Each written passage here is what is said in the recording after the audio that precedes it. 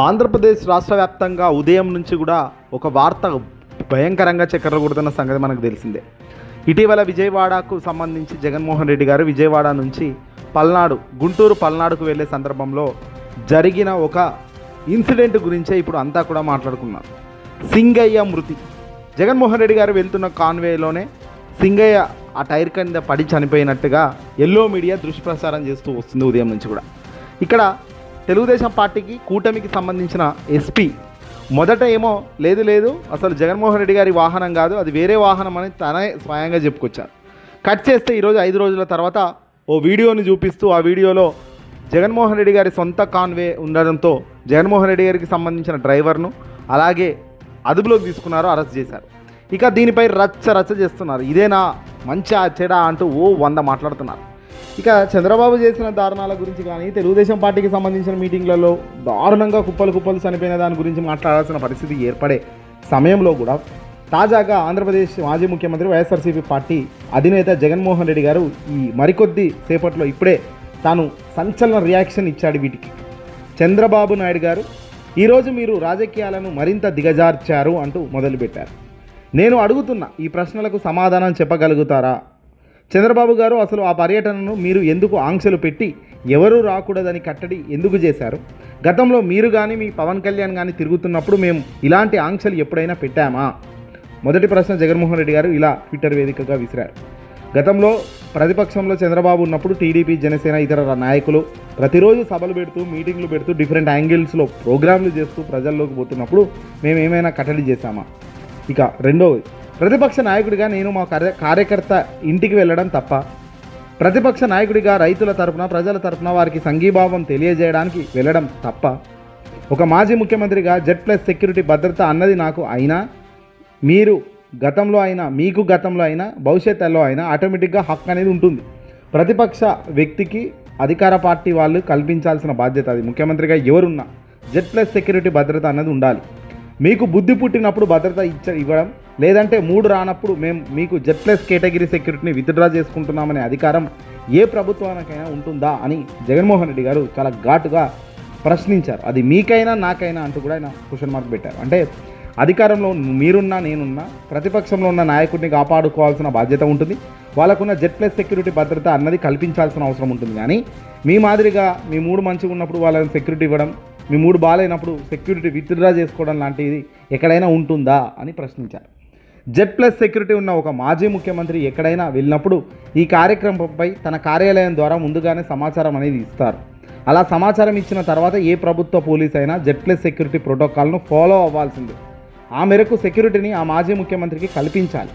ఇది నాకైనా మీకైనా ఒక్కటే అని జగన్ ప్రశ్నించారు. ఎవరి ప్రభుత్వం అధికారంలో ఉన్నా పాటించాల్సిన ప్రోటోకాల్ ఇది. మరి Z+ సెక్యూరిటీతో మాజీ ముఖ్యమంత్రి అంటే తన ప్రోగ్రాంకు సంబంధించిన రూట్ మ్యాప్ ఇచ్చిన తర్వాత పైలట్ వెహికల్స్ రోపు పట్టుకొని పార్టీలు అన్నవి రోప్ పార్టీలు అన్నవి సెక్యూరిటీ ప్రోటోకాల్లో భాగమైనప్పుడు మరి మీ రోప్ పార్టీలు Z+ సెక్యూరిటీ ఉన్న మాజీ ముఖ్యమంత్రి ప్రయాణం చేస్తున్న వాహనం చుట్టూ రోప్ పట్టుకొని ఎవరు వాహనం మీద పడకుండా చూసుకోవాల్సిన బాధ్యత మీకు ఉండాలి కదా. మనుషులు తాకిడి ఎక్కువ ఉన్న పరిస్థితుల మధ్య అందుకే కదా Z+ కేటగిరీ సెక్యూరిటీతో మాజీ ముఖ్యమంత్రి ప్రయాణంలో ప్రోటోకాల్లో భాగంగా ఈ రోప్ పార్టీని పైలట్లను వాహనాలకు పెట్టడానికి కారణం. మరి మీ పైలట్ వెహికల్స్ అందులో సెక్యూరిటీ రోప్ పార్టీలను Z+ సెక్యూరిటీ ఉన్న మాజీ ముఖ్యమంత్రి వాహనం చుట్టూ ఇంతమంది ప్రజలు తాకిడి ఉన్నప్పుడు ఎందుకు లేరు అని ప్రశ్నించారు జగన్. ఒకవేళ ఉన్న మాట నిజమే అయితే మరి ఎవరైనా వెహికల్ కింద ఎలా పడగలుగుతారు? మరి ఏది వాస్తవం? మీరు సెక్యూరిటీ ఇవ్వలేదన్నదా లేక వెహికల్ కింద ఎవరు పడలేదన్నదా అని జగన్మోహన్ రెడ్డి గారు చాలా క్లియర్గా ప్రశ్నించారు. ఆయన ఏమంటున్నారంటే చాలా గుండెకు తాకేలా తన వ్యాఖ్యలు ఉన్నాయని చెప్పొచ్చు. అంటే మీరు నిజంగా సెక్యూరిటీ కల్పించాల్సిన అవసరం ఉంది. ఒక మాజీ ముఖ్యమంత్రికి ప్రోటోకాల్ ఉంటుంది, Z+ సెక్యూరిటీ ఉంటుంది, రోప్ పట్టుకొని పోలీసులు ఉంటారు. ఇంతమంది ఉన్నప్పుడు ఆయన పర్యటన సాఫీగా జరిగేది. కానీ ఇవేవీ లేదనకపోవడం తప్ప లేకపోతే ఉందనడం నిజమా? ఒకవేళ వాళ్ళు ఉంటే వెహికల్ కింద ఎవరైనా ఎలా పడగలుగుతారు? Z+ భద్రత ఉన్న మాజీ ముఖ్యమంత్రికి బుల్లెట్ ప్రూఫ్ వాహనాన్ని కూడా గవర్నమెంట్ ఇవ్వాలి. గవర్నమెంట్ డ్రైవరే ఆ వాహనాన్ని డ్రైవ్ కూడా చేయాలి. ఇది ప్రోటోకాల్.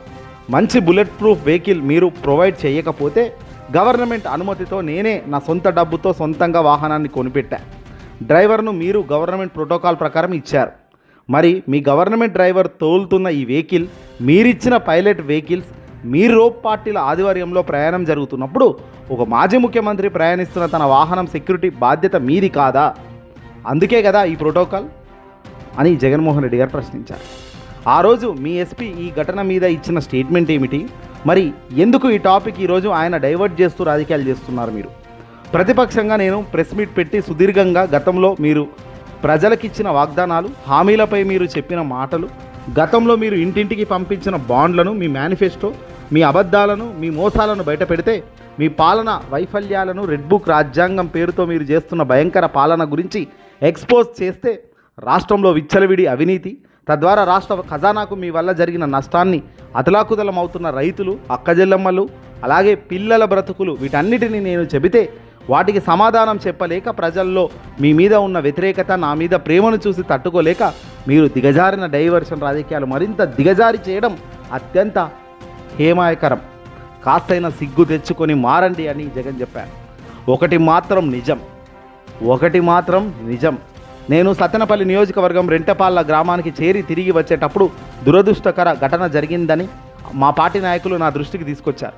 వెంటనే ప్రతిపాడు మా పార్టీ ఇన్ఛార్జ్ బాలసాని కిరణ్, తర్వాత మాజీ మంత్రి అంబటి రాంబాబులకు వెంటనే పార్టీ నాయకులు హాస్పిటల్కి చేరుకున్నారని మా వాళ్ళు చెప్పారు.